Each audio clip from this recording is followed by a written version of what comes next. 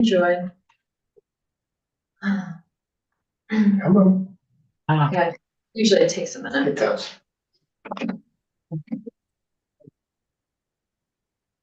All right, and then typically okay, this should be good. Okay, perfect. Well, thank you all for being here. Thank you, David.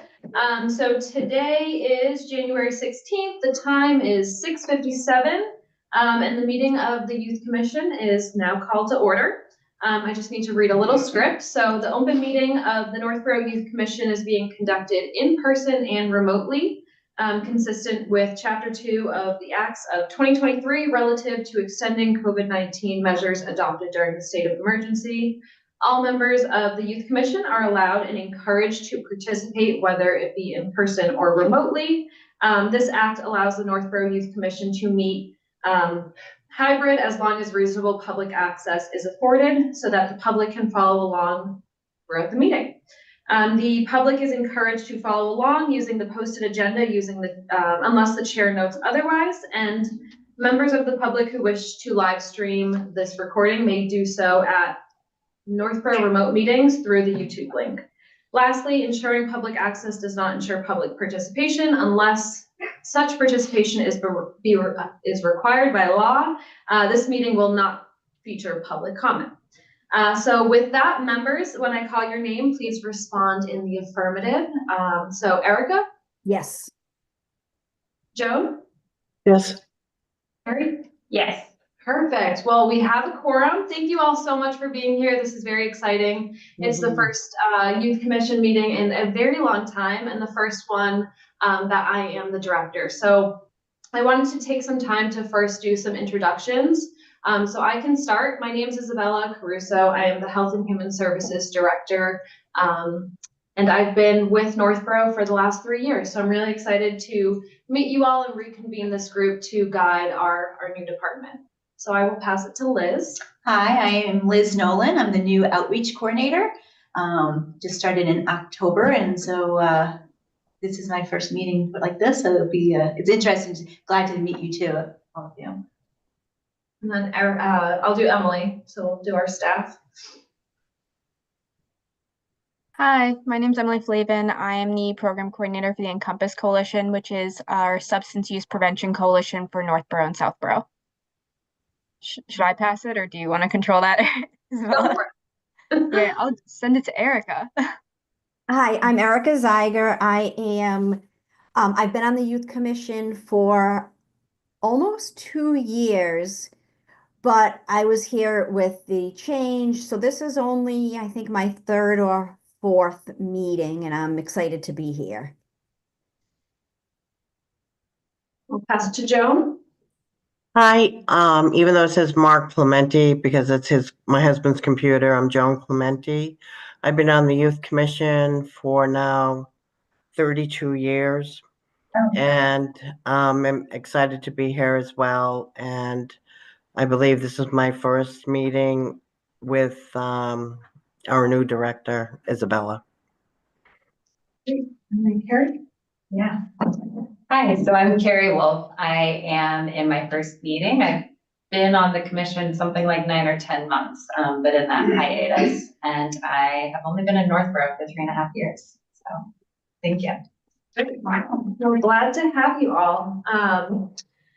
So I guess we'll transition into the next agenda item. So we don't have a chair currently. So really looking for a chair and a vice chair to lead this commission. So I don't know if there's any discussion that the 3 of you want to have, if anyone's interested in having either of those positions. We do have Jennifer Lipton O'Connor as the clerk right now. So we'll keep that as her position, but again, looking for chair and vice chair. Isabella. Yeah. Could you give some info on what the chair and the vice chair, what they would be responsible for? Absolutely. So the chair would really help me and the department come up with the agenda for the monthly meetings as well as lead the meetings. And then the vice chair would step in if there was an absence.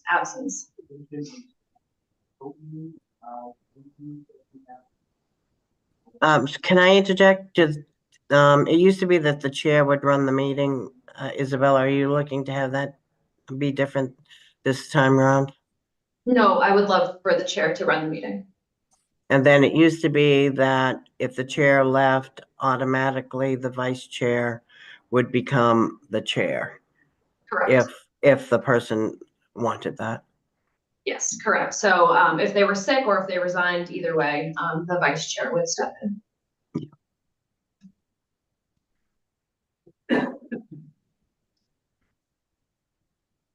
So Erica, are you interested in being the chair? I don't know. I don't know. I was thinking, Joan, you might be interested. You've had more experience. I'm a little not nervous, but I just, I haven't been around that long. But I'm definitely open to thinking about it. I'm a little hesitant just because I've been the chair either 2 or 3 times and vice chair as well. So I was thinking maybe somebody new coming in might be a little bit better. New blood. Yeah, yeah, yeah. I can see that too. Um, And then I'm sorry, I forgot your name. I'm sorry. I have pneumonia, so I'm slow on the uptake. And so please bear with me. No worries. Carrie. Yeah, Carrie, bless you. Sorry. no. Carrie, are you interested in being chair or vice chair? I would consider vice chair. I am extremely green to anything along these lines. Most of my time has been spent in much more informal committees and not at all here. Yeah. Okay. And nonprofit volunteer leadership rather than anything with this level of town infrastructure. Yeah. Okay. So, as it sits, well, here I am running the meeting. I'm sorry, I don't mean to take that from you, Isabella. Where is it So all? it sounds like either myself or Erica, right? What about so Jen's going to be the clerk. Have you spoken to Jen? Is she still able to be the clerk and she just couldn't make it tonight? I have not. So we are going to, I'll probably have Angie either send a letter or do some more follow-up communication to see if she's still interested in serving on the youth commission and then, as well as serving as the clerk. Okay, because I know that she has more tenure than myself or Carrie. Mm.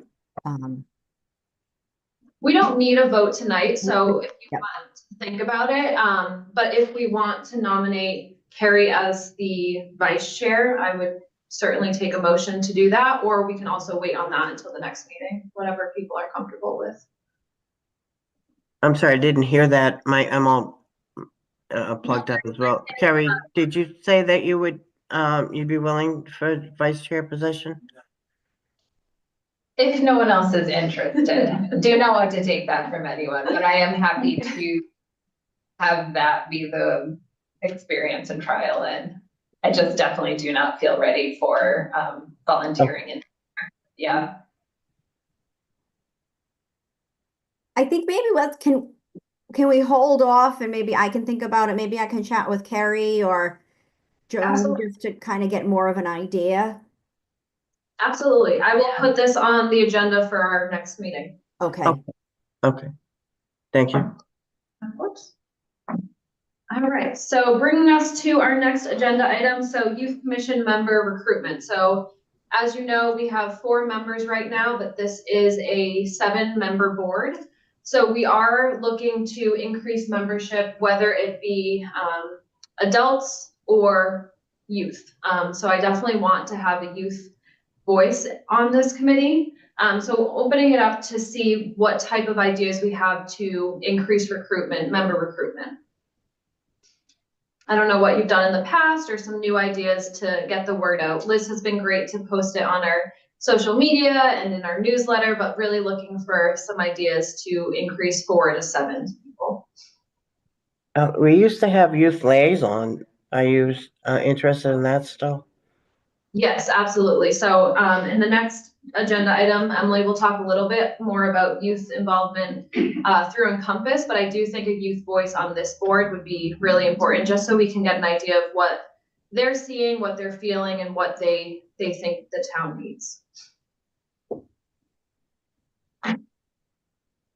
In the past, are you aware if they have done any contacting of Algonquin? Yep, Possibly the guidance department and seeing if anyone is interested?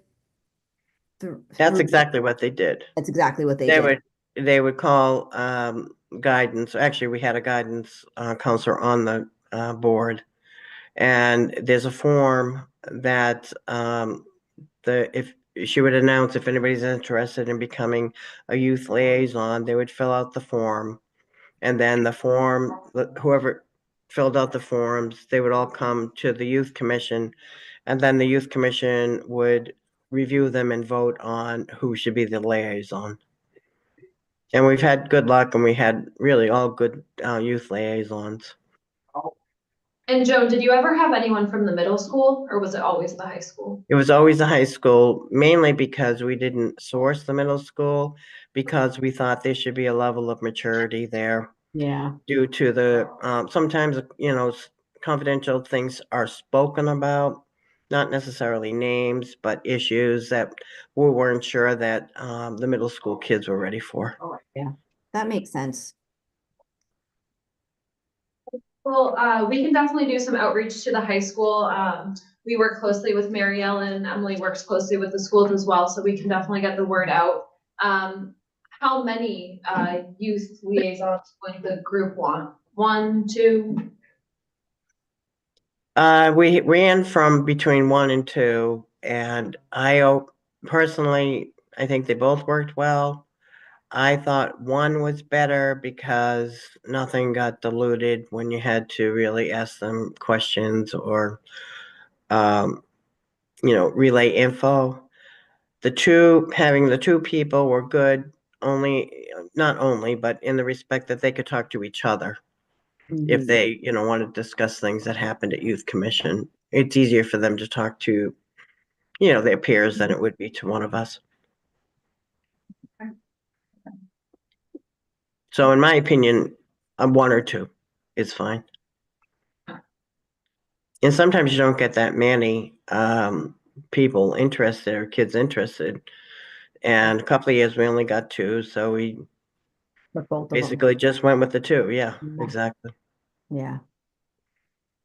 All right, any other ideas to get adult volunteers or members on the board? How did you find out about us? That's a good question. So those concerts at Ellsworth over the summer, now this would have been probably a year and a half ago. So not the most recent cycle, but a year and a half ago. The select board had, I think, 2 or 3 folks just weaving through the crowd. And I was connecting with our state representative, and so Laura was with her and said, "Oh, you sound like you need to know more about these opportunities." So kudos to Laura. Okay. Yep. Yeah, I think one thing that I was thinking about with this, that personal touch, I think more than anything, it's not that I don't pay attention to town newsletters or whatever, but I think unless you're perhaps really, really, really able to tune into every single announcement, I feel like person to person, but is a little better. But the key questions I had, which almost kept me from wanting to learn more, was I think I prepared almost like a little blurb of, I know that there's been the hiatus, but what has the commission done over the years, and what's the average timing? Because I think honestly, until I think, was it perhaps Lisa who connected me with you, Erica? I think until that moment, I really was like, well, I can't see how this would pan out. So as I'm thinking about it, I think wherever else it goes, something about like what's been accomplished by it, or where you help someone see what they're contributing to. Yeah. And then you said the time commitment. Yeah. Because I think that was my other one of really thinking about what do I feasibly have in my life right now. Yeah. I agree. It's so difficult to find a time that works for everybody and just to kind of put it out there of what the commitment is. And if the person doesn't think they'll be able to do it, then they know in advance. Okay, well, I think as we meet more and more things come out of the youth commission, it will be easier to recruit. But I do think we can work on like a one pager, maybe even just like a little paragraph of what we're doing, what your goals are, which we'll talk about soon, and then the time commitment. I think that would be, yeah. Any other ideas or suggestions for this agenda item? A lot of it was personal recruiting. Yeah. You know, and friends and and neighbors, and a lot of it would be people who had kids in the schools. Yeah, I don't have children in the schools anymore, but there used to be a lot of members that had kids in the school, and then they would reach out. And we had teachers too who lived in the town. Yeah, Yeah. that was, I was thinking of if there were any teachers or professionals in the school district that would be interested. Yeah, it was really quite helpful having teachers as well as the counselors.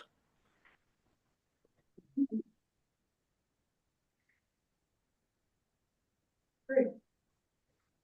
So we'll move on, but we can definitely come back if anyone has any other ideas. So I'm very excited to announce, so our staffing update. So you've met Emily and Liz, which is excellent. I invited them to talk a little bit more about the human services projects they've been working on, but most importantly, we have hired our full-time social worker. So we have been searching for this person for, I don't know, 6-8 months. But her name's Caitlin Mitchell. She starts at the end of the month, so actually in 2 weeks. She graduated from Lesley with her Bachelor's of Science in Expressive Art Therapy.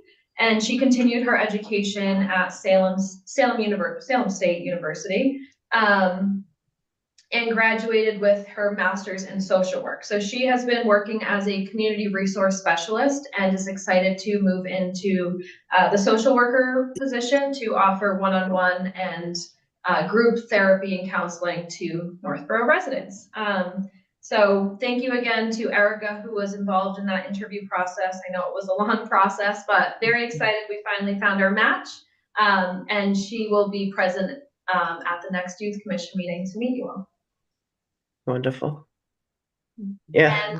And Liz has been a great addition. This is a new position, the outreach coordinator position, basically helping people from filling out applications to referring them to resources to really everything in between. Liz, do you want to talk a little bit about your 2 months here? Sure. Every day is different, right? Every day is different, so it's definitely a variety, which I love. A lot of it is to bring awareness to the department. I think that is maybe like, something that kind of got lost in other times.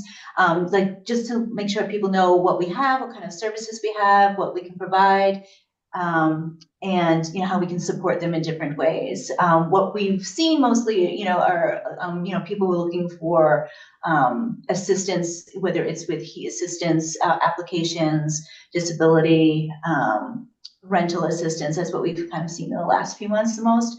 Part of that is, so I'm doing the social media as well as newsletters and just trying to get the word out there through different channels. So I'm always open to ideas that you might have of how to reach people, or ideally it would be great if everybody has social media, it seems like. So if they follow along, there's a lot of updates that are on there, or information that can be passed on to people. I think the more people who know what we do, the more they can share it with people they know.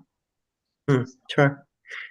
And I will say Liz has been very instrumental in reaching out to our nonprofits and organizations in the community. So the church group, we've had a lot of referrals from them, working with the schools, food pantry, Helping Hands, all of the different nonprofits. So it really has been great to kind of renew those partnerships. Any questions for Liz? I don't think so. Not for me. No. Awesome.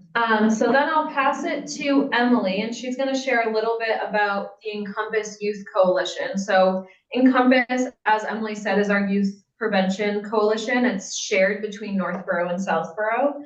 About 2 years ago, the health department wrote the Drug-Free Coalition, Drug-Free Communities Grant, through the CDC. So we get 5 years of funding, $125,000 for 5 years annually. And that's, again, a collaborative effort between Northborough and Southborough. So Emily, if you want to take it away.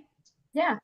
So like Isabella said, I'm from the Substance Use Prevention Coalition for Northborough and Southborough. I'm the program coordinator for that coalition.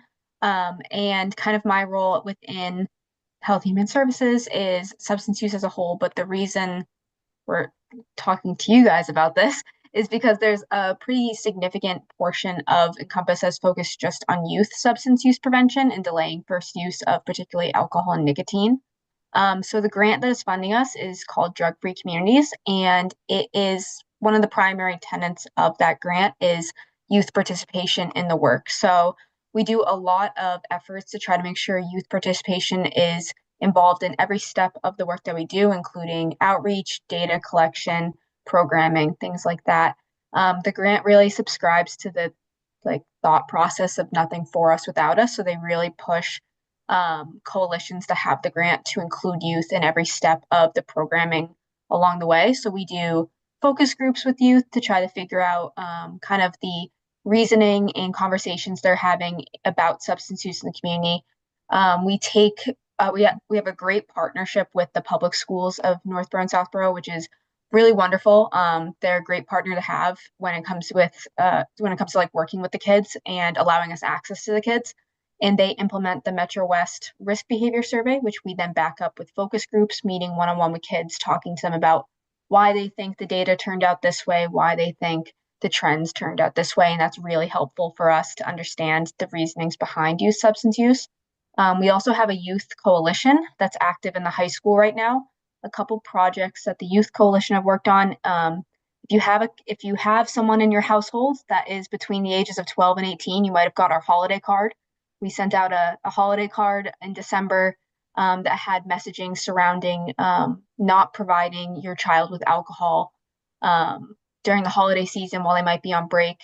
If you're a parent or a caregiver, and the kids worked really hard on that, designing that and creating the messaging and everything like that. So they were really proud of doing that. And right now we're working on something called a photo voice, which is a photojournalism project that allows youth to kind of tell the story of substance use within their own community through their own eyes.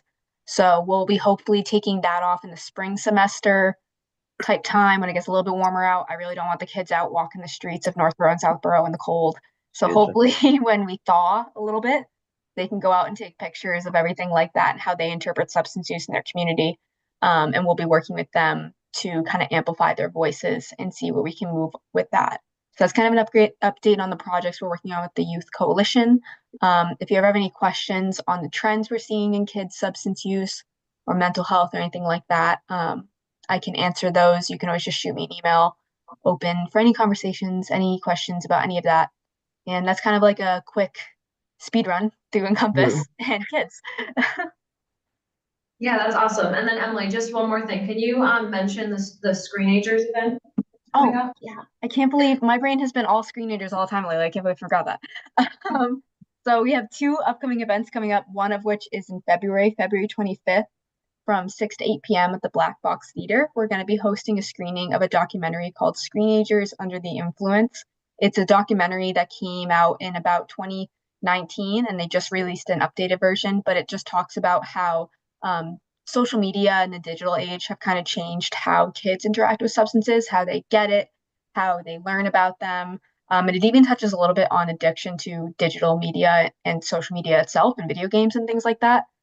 So it's really interesting, and it gives parents really practical tools for how to have those conversations and how to deal with substances that in a way that might be different from when they grew up pre-social media era. So we're hosting that, and we're offering free childcare. So anyone with children under the age of 12 can come and see the movie and drop their kid off. And We're having a popcorn machine. It's gonna be really fun, and everyone's gonna learn a lot. And we're really looking forward to that. And then on the 11th of March, if you have a child in high school that plays sports, we're also bringing in a mental health specialist to talk about substance use and mental health and athletes, particularly talking about that kind of stuff. And that's from an organization called Minding Your Mind, if you've heard of them. They've come to a couple things in like Natick and Framingham area. So we have a lot of things in the pipeline for spring. It's gonna be busy, busy, but really cool. Thank you, Emily. Yeah. Anyone have any questions or thoughts about the substance use work that the department is working on? Emily, have you, with the grant, are you able to go into the middle school?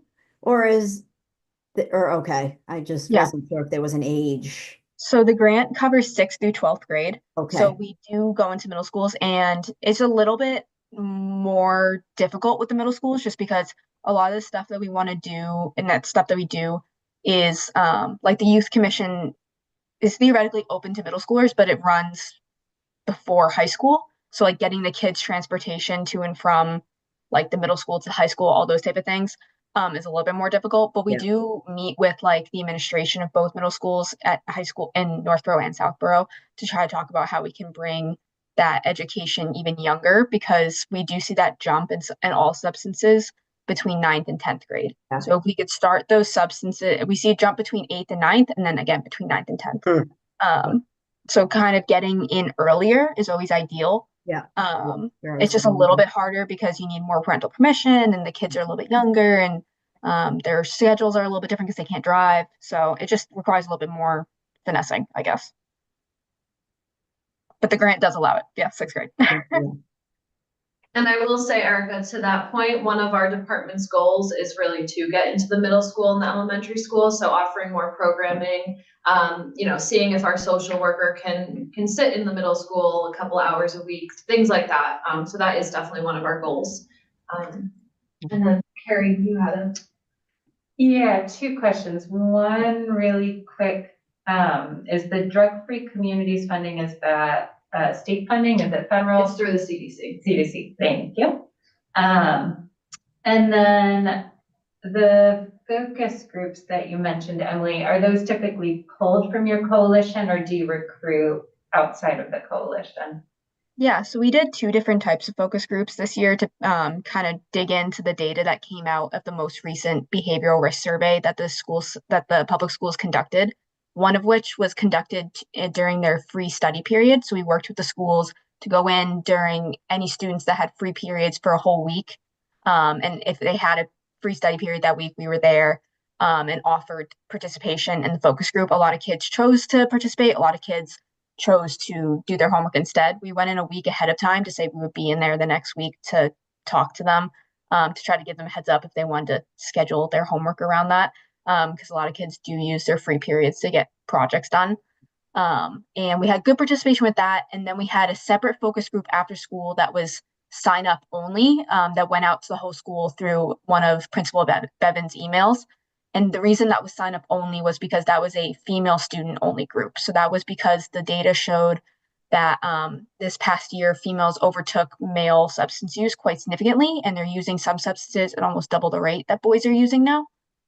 So we wanted to try to dig into that and figure out what female students are experiencing that is causing them to use substances at such a disparaged rate now.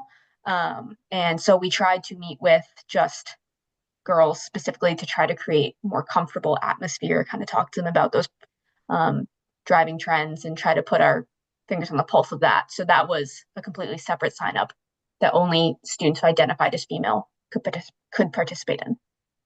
Do you have any idea why that's happening? They had a lot of different ideas. So it's actually a trend that we're seeing across state lines nationally. Girls are using more than boys at this point. There's a lot of things that are driving it. The reasoning that the Algonquin girl students talked a lot about. They talked a lot about stress. They talked a lot about social media. But really what they believe the main driving difference is socialization.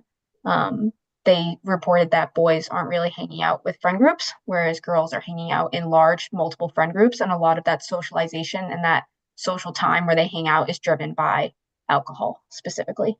And they also said that vaping is just more common among girls. They just know more girls that vape, and they see it on social media and they want to participate too. Interestingly, I had a conversation, I have a junior, and we were taking a walk, and he said, yes, the girls drink much more than the boys do. He said with the boys, it's a lot of online gambling, which I bet the girls do not do as much online gambling. I don't know. Yeah. Isabella, do you know off the top of your head if they ask about gambling in the risk survey? I think they do. I don't know if they specify online versus sports gambling, but that is a data point that we can definitely look into, or ask them to add it for the Metro West Health Adolescent Survey, the one Emily's referencing. They do it every 2 years. So yeah, we can definitely see if that's a data point or ask to include it. I know the state is they have a whole division now looking into gambling. Boy, the kids have a lot now they have to address and have big challenges. Yeah. Yeah, for sure. Says for the boys not hanging out with each other, I'm not surprised to hear that, but is there any facet that you guys are hearing in this around, how the news has been talking about isolation and loneliness and just kids and connectivity in general? So the kids didn't, when we talked about in the focus groups originally, when we talked about, why girls might be having that driving point of socialization, they talked a lot about how the difference in understanding of what a friend group is. So they said a lot about how girls will be at what boys would describe as a party. Maybe it's 5 or 6 friends, and a boy would describe that as I went to a party and I got alcohol, whereas girls are rating that as I was with friends and I got alcohol. So when we look at just the raw data, it's really hard to tell what they consider a socializing hangout, what they consider isolation, what they consider loneliness, things like that. Whereas girls consider it a little bit differently. When you talk to them individually, you kind of can piece that apart. But when we look at the mental health data and we look at depression, I rate life as being difficult in the past 30 days, loneliness, things like that, girls are still rating that higher. So I know that we do hear a lot about loneliness epidemics and isolation, especially with young kids right now. And I do think that is definitely a factor in all of this. But as of the Algonquin specific data, we're seeing girls rank that stuff higher as well. So it's really quite contradicting. Like sometimes when you talk to them, like you get reasoning behind it, and you're like, huh, it doesn't really track with what the data says, but okay. I think one of our next goals is also to host like a males only focus group. I think that's important too, to get, to hear the other side. You hear a lot that men and boys maybe self-report differently and all of that different survey bias. So it would be awesome to get in a room and talk to them and see how they feel as well. Yeah, especially with the data regarding like the mental health connection. A lot of times what the girls would say would be like, well, I think this would upset me, but I don't think a boy would really unpack that.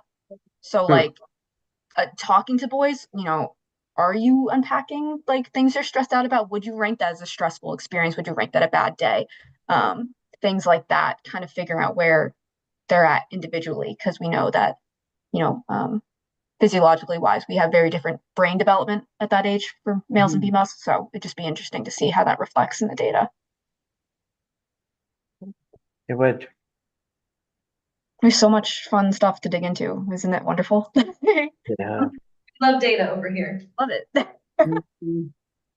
Awesome. Any other questions or comments about substance use, mental health?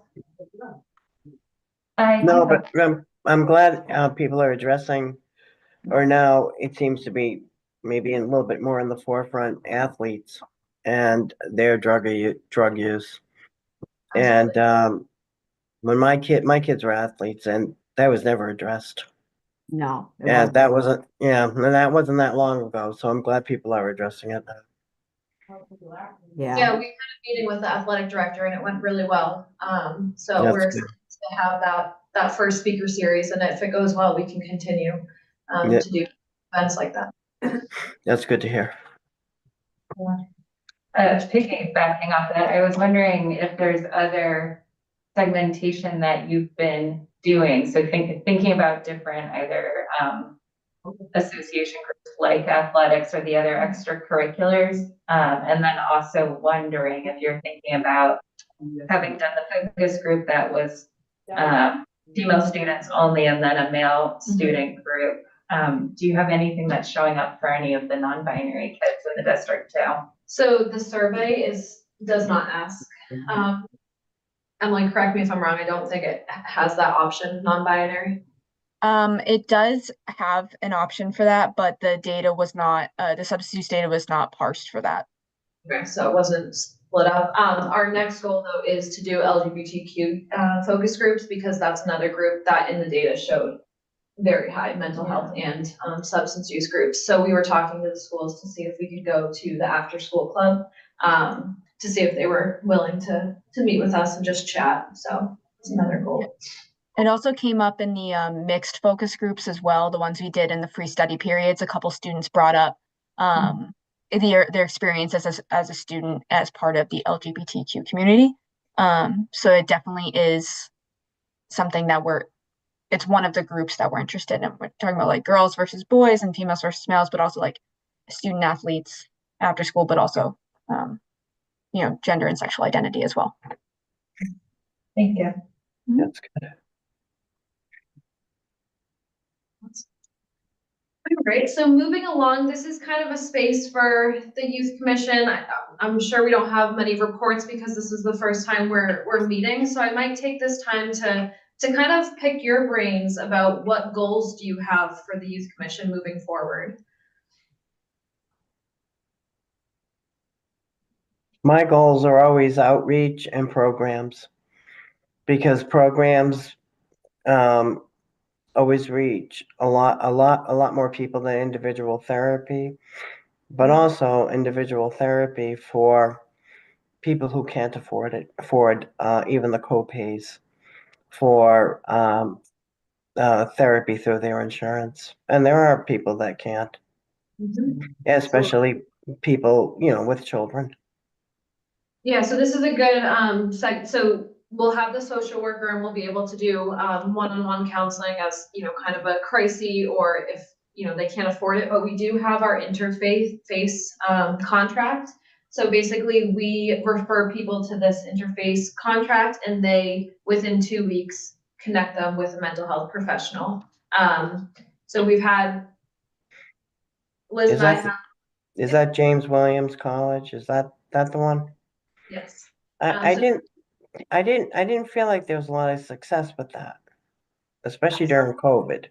And during COVID, definitely. The last 3 months, we have heard good success from residents that we have referred, and I know the schools absolutely refer them because Northborough and Southborough have the same contract. So once I get the next report, I will definitely share it with the group. Usually that's quarterly, so I'm expecting it by the end of February.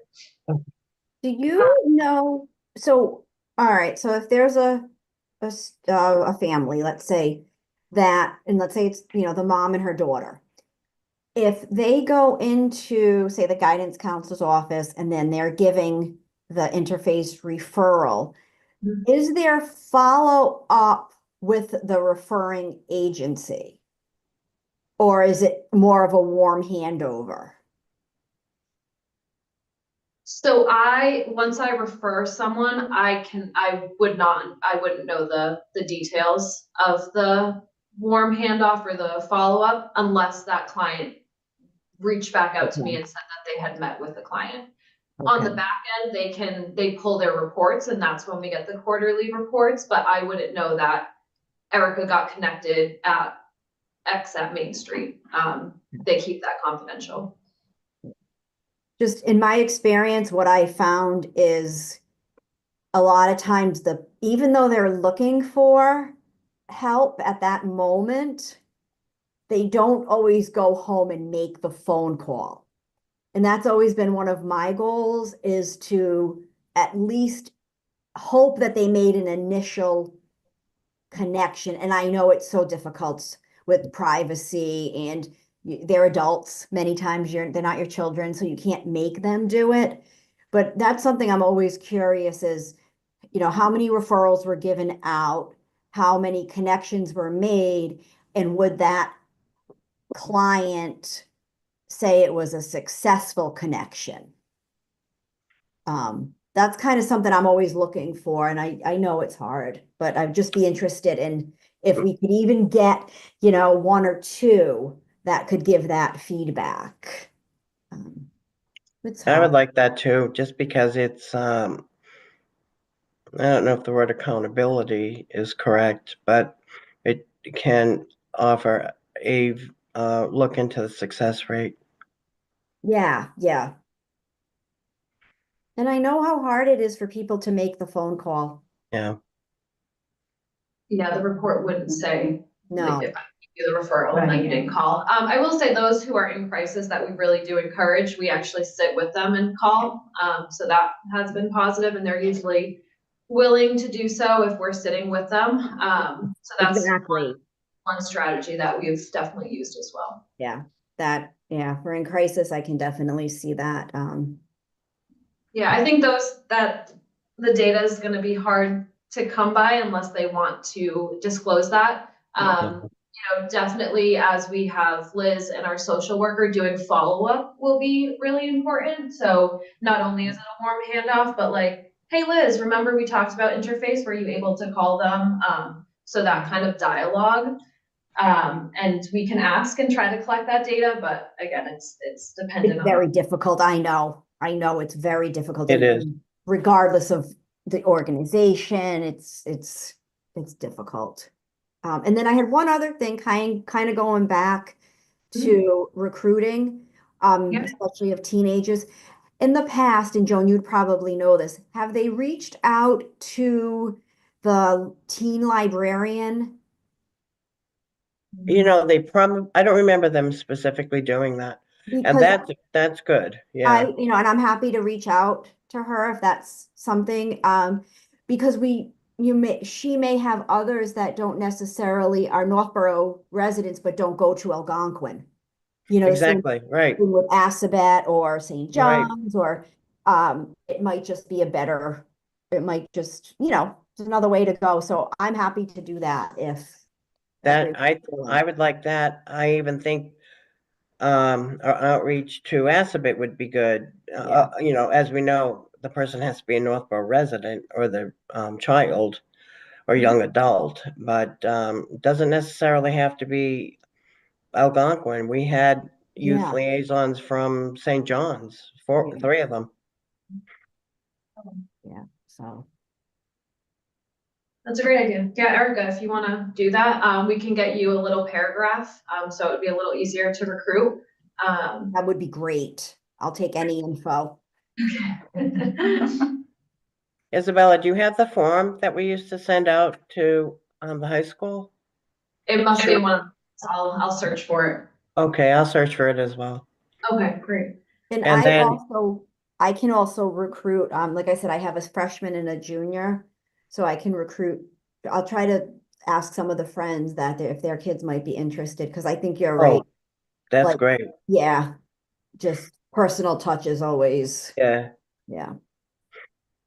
Now, going back to reporting, that was really big for a while, or actually, I think even near the end of the last director's tenure on reporting of how successful.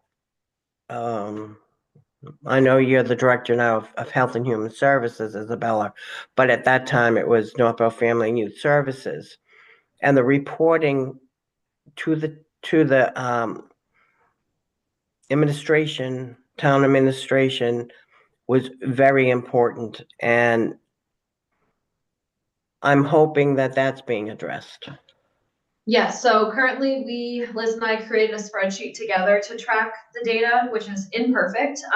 So through our groups, we're currently looking at software to track the health and human services, well, all of the tasks. So Liz, social worker, but also our nursing, well visits, and blood pressure clinic. So contracting with the software to track all that, run reports. So we're in the process. I'm meeting with David Kane to talk about the security measures of two possible softwares. Okay, good, wonderful. Thank you. Excuse me. No worries. So talking a little bit about programming, does anyone have any specific ideas in mind? Well, for one, it'd be good to know how many families are being serviced by the organization. Not only for just factual information, but it keeps the programs and the department at float and not at risk at being cut. Because this department was slated to be cut years ago. So it's always good to have documentation to support what people say the needs of the town are. Yes, absolutely. So right now, even without the software, we're tracking the number of individuals that are served, the referrals that we are giving out, and then the applications that we're submitting with them. Oh, good. That's good. It's good to hear. But as for Well, I was gonna segue to that. I feel like I remember that the department has had a couple of community surveys in the past year. Was there anything that you guys learned from that in regards to programming that either is or isn't being offered? So I would say the biggest thing was mental health, both counseling, but also services. So something that we've been looking at is support groups. So offering that at the library with our new social worker, thinking of different groups, whether it be new parents or those with chronic illnesses, grief support groups. So really thinking about different categories there. And also meeting people where they're at. So I've already talked to Jen at the library and having our social worker or even Liz have office hours weekly at the library, just because that's where people are going and we do get referrals through the library. But I guess big picture, thinking of youth programming for mental health or even adult programming, thinking about what we can do to be creative and innovative to kind of meet the needs of the community in a larger kind of public health way. That's kind Well, of I always think doing things that are fun for the kids helps mental health as for adults. Yeah. And we used to run dances at the middle school, not the high school. The high school did their own dances. And that was really well received and the kids loved it. It was a different time back then. I don't know if they do dances anymore or if that's something that the department would think of running. That's a good idea. I am excited. Caitlin has her expressive art background, so she's really interested in hosting the art classes, which would be Oh, great. perfect. Yeah, and that's always fun. Even for seniors, well, we had the senior center, but high schoolers, I think I know my sons used to relax by coloring and drawing in high school. Yeah. So. Yeah.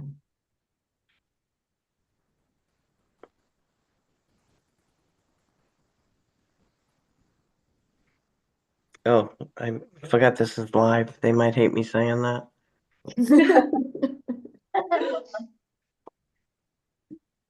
One other idea, and I don't know how it would go, but if some type of book club Mm. for the teen, I don't know what age group, obviously middle school and above and possibly high school, but just, just a book club, but have it around a topic that they would enjoy. Or, I know when my son was little, I had the, Outsmarting Worry, and it's a little book and it comes with the, you fill it out and, just things like that. And then as they get older, something, I know a lot of us are reading The Anxious Generation, talking about Erica, social. that's so funny. It's on my desk right now. And I was thinking of doing an adult book club. But I think we could do both Yeah, and books, obviously, but yeah, Yeah, that's a good idea because in discussing a book, you could end up discussing issues at hand in Yeah. your own life. and you might then, feel more comfortable referring to the book said, but maybe you're Yes, off. exactly, right. exactly. And then with, I know the middle school with, I know that they have groups. I know in the elementary school, they would call it lunch bunch. I doubt they call that in school, but High I know school. that they have that. So, maybe starting small, or Emily might have an inroad with some of the kids, like, and just kind of building from there. And if you get 3 people, you get 3 people, but some Yeah, I people think, different. And I think that would hit a group of people that may not otherwise be out and about as much. It might, yeah, you know, exactly. so That's an awesome idea. That's a good idea. I was also just thinking along the lines of youth recruitment, not necessarily programming, but if we wanted to get more youth involved, like maybe we could do something with putting some sort of ask or informational thing in the Harbinger, or working with one of the student authors to write about the opportunities within the town for teenagers that are interested in that type of thing, because a lot of the kids are interested in careers in, politics, law, health, things like that. And I feel like this is one of those rare things where that all intersects and they might get a lot of different That's a good experiences. idea. So I don't know, a couple of the kids in our youth coalition were talking about all their friends in the Harbinger and stuff like that. So we were just talking about it recently in our meeting this week. So just came to mind. That's good. Yeah, I think everybody reads that in high school, or a lot of kids read it. yeah, It's yeah, I incredible. read it. It's incredible. very It's good. like And I read it. I pretty read it good. too, right? Yeah. So another group I'm always interested in is maybe a group that is set up for kids who are living with terminal or ailing parents, Mm, because that's a unique set of problems the kids have to deal with. yes, yes. And if we could jump back to reporting, I actually I don't know how this could happen because of confidentiality, but maybe we can all brainstorm if somehow we could say, so many people were helped by, or not, the word's not treated,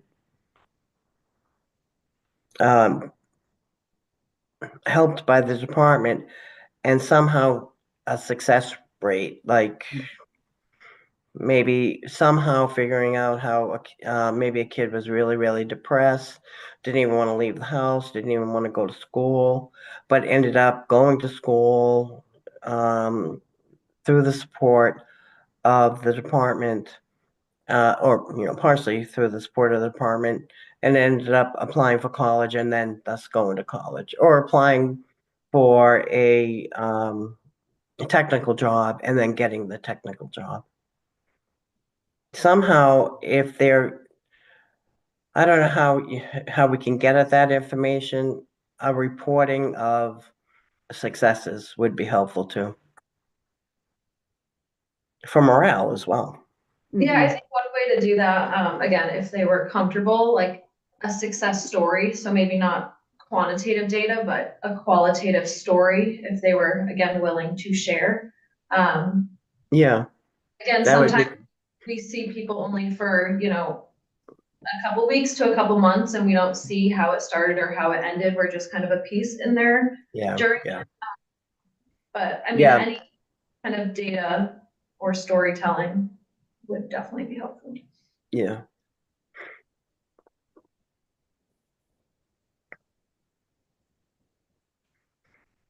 Any I other? wonder- Yeah. I wonder, I like the two parts of the book club. One thing I was thinking about is it appropriate in this space to be thinking about like a book club for parents around specific topics for their teens. So thinking along the screenager line, but instead of thinking about engaging youth in a conversation around the anxious generation, like, do parents feel supported to navigate, and do they want a space and a community to be able to talk about that? Because I don't think some of the trends that we talk about with kids and isolation, they absolutely pertain to a lot of at this point. The other thing I was wondering, and I would definitely look to you, Erica, as probably the most expert for this in the moment, but I feel like my nephews tell me they don't read, but they watch short and long videos, right? I guess I'll call them videos. On stick. They treat them as documentaries. I hear YouTube is still one of the biggest platforms out there, for example, and so I'm wondering if engagement could look different or hit a different group for, the kids who aren't readers, but they are watching hours and hours a week and getting so much information that way. I was also thinking on that same thread, comics, maybe have some sort of, instead of a book club, a comic club, because, some kids just like reading comics. Yeah. And it's kind of probably seen as more cool than a book to some groups of kids. Yeah. Yeah, comic graphic novels, especially with some of the middle schoolers. Exactly, right. And So then maybe even reaching out or working with the DECA community. DECA was actually instrumental years ago. 2 girls went to DECA, and they think they won, if not state. It wasn't national, it was maybe state. They set up a program to support kids who did have parents with terminal or long-term illnesses. And it was through the DECA program that ran for quite a bit. So DECA, if you work with DECA in the high school, you could maybe say, are there, young adults interested in setting up and running this program? True. That's a good point. Let especially some of the upperclassmen. Exactly, right. Peer to peer.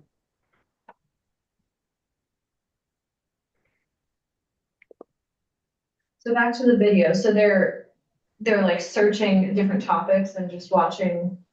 So I've learned 2 things that are a little hard for me to stomach. One, kids use TikTok as a search engine. So that was, we had a Board of Health meeting on Tuesday, Yeah. and we were talking a lot about social media and the negative impact on mental health and body image.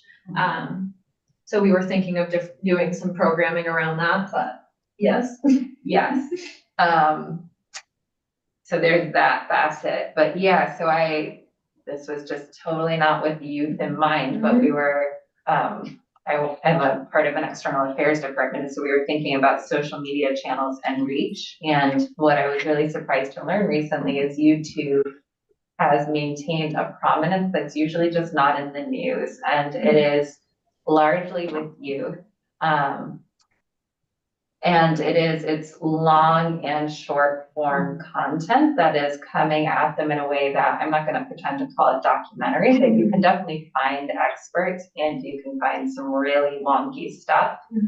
But I think, when I think about trying to help kids navigate with media literacy and whatever else it might be sparking for their interest, some kids are not readers, but they're getting a lot of this way, and they don't always have adults who are helping them make sense of it or respond to it, or I loved the idea of like unpacking it and thinking about that. And so there's just this background noise that's constant for some kids these days. And if that's where they're at, maybe a space to talk about some of the specific ones that have been I'll just call it vetted to help, make sure the content is something that's good for corresponding and reacting to. Yeah. Wow. That's a good idea. I don't know exactly how we would tackle that, but I definitely think information about health literacy and media literacy would be a start. But I also think thinking about outreach and communication, maybe it is the short videos that we create. Or I remember a couple years ago, I did a PSA with Dr. Safdar Medina, and that was a different way to get people to learn about RSV and the vaccines, and maybe thinking about doing things like that along those lines. It's not only just teenagers looking at YouTube. I mean, adults, a lot of adults Yeah. are using it too as information. And because they're short and they're easy, and you can, maybe do something else while you're watching it. Yeah. It does reach a certain group that you might want to. Yeah. Yeah. We've been working with like our cable access as well, and so that maybe if we pick some certain topics that we can work with them and getting that information out. Yeah, I think there's this really fascinating, like this is more than we're going to be able to do in this particular context, but there's this reality where you can get some really great stuff, and then all of a sudden the algorithms will shift on you. And I think many of us had the benefit of the pre-internet era to spot it more quickly. And so, just thinking about kids knowing, having the Northborough, sourcing behind it can help them know, like, okay, this one's good. Right, reliable. Yeah. Kind of that idea. All right, well, yeah, go ahead. I was gonna just came to my mind, if creating short videos, was something that we wanted to look at, we might be able to work with the high schoolers. There might be someone in like a video class, or Yeah, good someone point. like you mentioned, cable access or something like that. I'm sure they would enjoy doing something like that, especially if they got credit. Absolutely. And Exactly. Yeah. I think there's one thing of us making the videos, but if the youth are actually involved and maybe recording or interviewing one another, that also goes a long way. Yeah. And I forget who the director of the cable is in this town. It's Dana now. I'm sorry, who? It's Dana, but Kathy retired. Oh, Kathy retired. Good for her. Okay. She was always so willing to help with anything. Right. Yeah, so Dana and Kaylee are great. Emily is actually filming an Encompass video right now, and then we're filming a HHS video, which I don't know if all my staff are super happy about, but it's in February, so we're gonna try to get the word out. Just what can we offer the community? So that will be a short film, but as we go on, we can pick short topics to help out. So definitely a work in progress. Sounds Awesome. good. Is there any other, I feel like this was very productive for this meeting back. Any other business to discuss? No, just the day and time of meetings. Yes. So what works best for you all? So we're all in the same room. Does this time, today's Thursday at 7, does that work? I know there was some preference for 7 and later. I guess I'll open it up to you all. It used to always be third Thursday at 7, and that works for me, or later. Anything earlier would be quite difficult. Okay, and is Thursdays the only day that works? Oh, maybe for the next couple of months, but I could change around. It could be possibly, other than Friday, another day. Excuse me. I'm not sure, Isabella, did you find out if that's in the bylaws or not? It is, but Diane Wackel said that we could adjust depending on the need of the commission. Oh, we can, and it doesn't have to go to town meeting for approval? I will triple check with Diane and Stephanie, but she said that we could adjust. Okay. I always thought bylaws had to be approved at town meeting. I will confirm. Okay. So Thursdays at 7 work maybe for next month before I can confirm that. Are there any other days that work, just as we continue to think about this? Did you say the third Thursday or any Thursday? We can keep it at the third Thursday at 7 because it's in the bylaw, and then I will double check with Diane Okay. and Stephanie. So that would make our next meeting. How about for everybody else? What's good for them? This is great on my end. I can also do Mondays or Tuesday evenings. 6:30 and beyond is easier on my end, just so that my husband is home and we can pass off the toddler. So you Yeah. said, I didn't quite hear you. Monday or Tuesday would be better? I can do Monday, Tuesday, Thursday, all about the same on my end. Yep. Okay. And Erica, you too?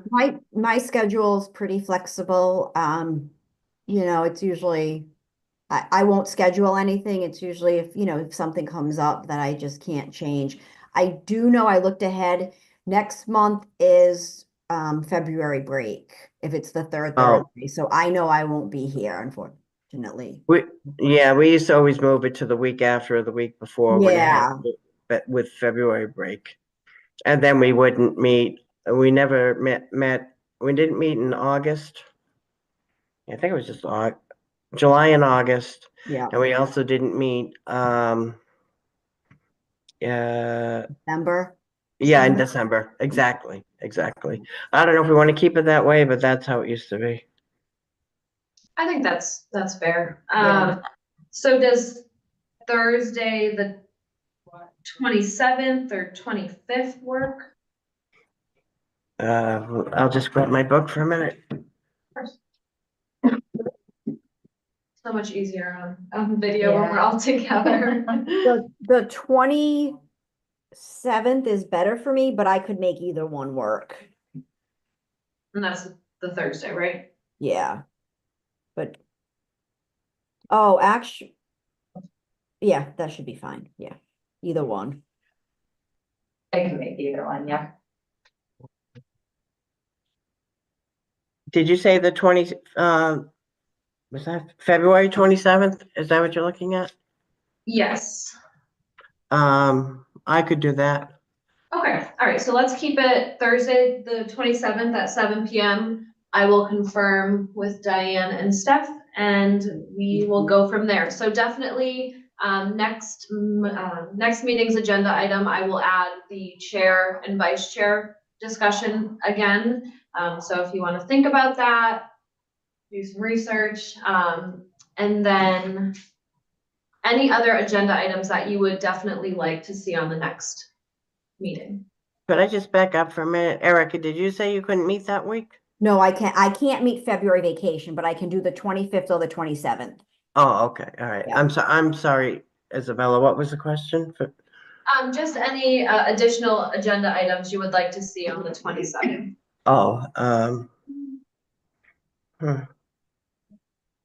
Definitely an introduction to our social worker, which will be exciting. Oh, yeah. And did you say we would have the interface? Hopefully, yes, the interface report. Yeah. And maybe if we have any feedback from the youth liaison. Yes. Yeah. So a recruitment update. Yeah. Perfect. All right. Well, that sounds good. So at this point, I'll take a motion to adjourn the meeting. If you are all done for the evening. I motion to adjourn the meeting. Second. All those in favor, Erica? Aye. Joe? Aye. Perfect. Well, thank you all. So nice to see you. So we're adjourning the meeting. It is 8:05 and we will see each other back on Thursday, February 27th at 7 p.m. And does this hybrid work good or do we? Yeah, it actually worked out great because For me too. yeah, I had a change in my schedule, so this was great because I could attend Oh, and good. so yeah. All right. Well, thank you very much. So we'll stop the live stream and we'll see you guys all in a month. Okay. Thank Have you. a nice Have a good night. month. Bye. Bye. Bye. Thank you.